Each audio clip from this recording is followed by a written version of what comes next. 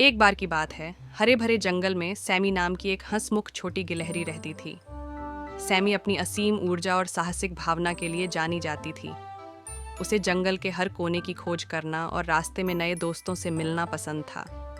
एक धूप भरी सुबह पेड़ों के बीच से घूमते हुए सैमी की नज़र जंगल के एक छिपे हुए कोने में रखे एक चमकदार बलूत के फल पर पड़ी।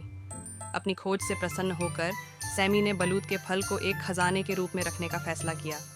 जैसे ही सैमी ने अपनी यात्रा जारी रखी, उसका सामना विभिन्न जानवरों से हुआ, जिन्होंने उसके चमकदार बलूत के फल की प्रशंसा की और उसे पाने की इच्छा व्यक्त की।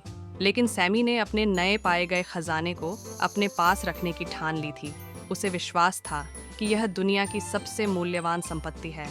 हालांकि जैसे जैसे दिन बीतते गए, सैमी को एहसास हुआ कि उसका चमकदार बलूत का फल उसके दोस्तों के बीच ईर्ष्या और संघर्ष का कारण बन रहा है। कुछ जानवर ईर्ष्यालु हो गए, जबकि अन्य ने बलपूर्वक बलूत का फल लेने की कोशिश की। परेशान महसूस होते हुए सैमी ने ओलिवर नाम के बुद्धिमान बूढ़े उल्लू से सलाह ली, जो जंगल के बीचों बीच रहता था।